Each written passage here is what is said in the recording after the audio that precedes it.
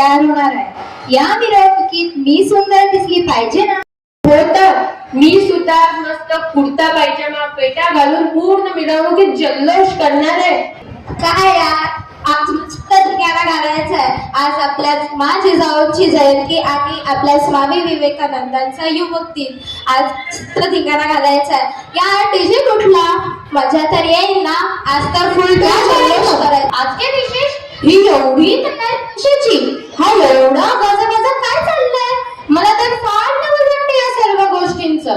तुम्ही मस्त गेटअप केलाय आज. वाटणारच, कारण आज आपल्या जिजाऊ ची जयंती आणि स्वामी विवेकानंदांचा युवक दिन.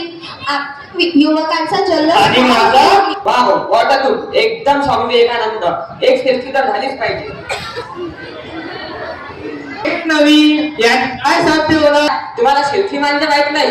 हे काय याने काय साध्य होणार? हे काय नवीन? तुम्ही मोबाईल वापरतात नाही. हीच आजची तरुणाई, हेच यांचे आदर्श आणि हेच यांचे विश्व. यातच यांची नातीगुती. माझ्या शिवबाने जे स्वराज्य मिळवले आपल्या सहकार्याच्या सामर्थ्याने, चिकाटीने, नीती कौशल्याने आणि चाणाक्ष बुद्धिमत्तेने. पण कुठे गेली आजच्या पिढीची नीतिमत्ता? काय हात फयात पडलाय आमच्या नावाने? हे कसलं अभिवादन आमचं? ही कसली वंदना आम्हाला? आम्ही कुणालाच असं सांगून किंवा लिहून ठेवलेले नाही. तर मला तर युवकांचा आदर्श मानलं गेलं, पण माझा आदर्शच मला कुठे दिसत नाही. आपल्या भारताची ओळख करून दिली विश्वाला. जर मानवतेचे धडे शिकवण्याची क्षमता कोणात असेल तर तो भारतीय जीवनात शांती, समाधान, परोपकार आणि दुसऱ्यांप्रती आदर, सन्मान याची शिकवण कोणी दिली असेल तर तो जग जिंकण्याची ताकद आहे. पण आज तुम्ही युवा वर्ग स्वतःचा मार्ग निवडताना सुद्धा कस खाता. तुमच्या बुद्धी कौशल्याला खूप संधी आहे. आज तुमचा स्वामी म्हणजे तुमचा मोबाईल. त्यातून प्राप्त होणारा आनंद आणि त्या क्षणिक आनंद तुम्ही शोधायला प्रयत्न केला तर फार कठीण. कारण आज इथे बसलेला प्रत्येक युवक माझ्या शिवबाला आपले आदर्श मानतो. म्हणूनच तर नजर फिरवली की शिवबा गाडीवर, इमारतीवर, अरे झेंड्यातून हातावर आणि छातीवर दिसतोय. आणि पुढे तर विचारूच नका. केवढं प्रेम करते होई जनता माझ्या शिवबावर. तो रयतेचा राजा काय माझ्या बाळा? राजा शिवछत्रपती जन्माला येण्यासाठी अगोदर जिजाऊ जन्माला आला पाहिजे. इथे तर शिवबा जन्माला यावा, पण शेजारी यावा अशी ऑर्डर ऐकू येते. अरे जिथे जिजाऊ आलेली नाही आणि बदलती युग आहे. परिवर्तन घडत आहे, चांगले आहे. चूल आणि मूल सांभाळणारी स्त्री देशाचा सांभाळ करीत आहे. अभिमानाची गोष्ट आहे.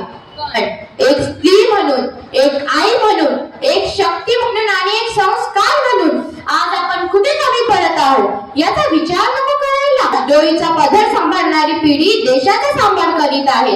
अंबर कापड आणि डोक्यावर सन्मानाचा फेटा जपणारी आपली माणसं त्या असताना जायला निघाली आहे. पण त्यांनी आणि आम्ही तुम्हाला भरभरून दिले आहे. आता हा वासा फक्त तुम्हालाच सांभाळायचा आहे. कळतंय, पण आम्ही ओळख नाही. हो, आम्ही तेवढेच जबाबदार आहोत. आम्ही आमच्या मुलांना नोकरी दिली की आम्ही सुद्धा तेवढेच कटिबद्ध आहोत या पिढीला संस्कारक्षम बनवण्यासाठी. आम्ही सर्वदा महाराष्ट्रभक्त, विचारवंत आणि युवाचे प्रेरणास्थान ही शपथ घेतो की आम्ही सदैव सत्य, प्रामाणिकपणाचे पालन करू.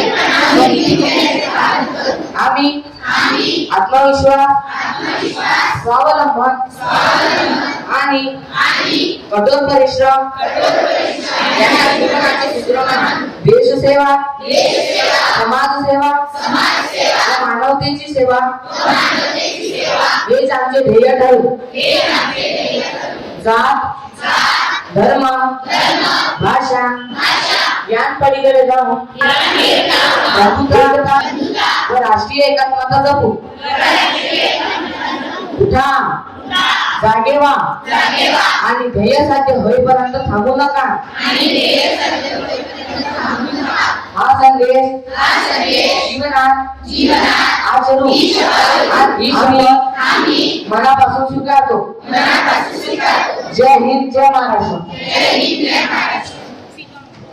त्यांच्या विचारांचं अंगीकरण करणं हे त्यांना अभिप्रेत आहे.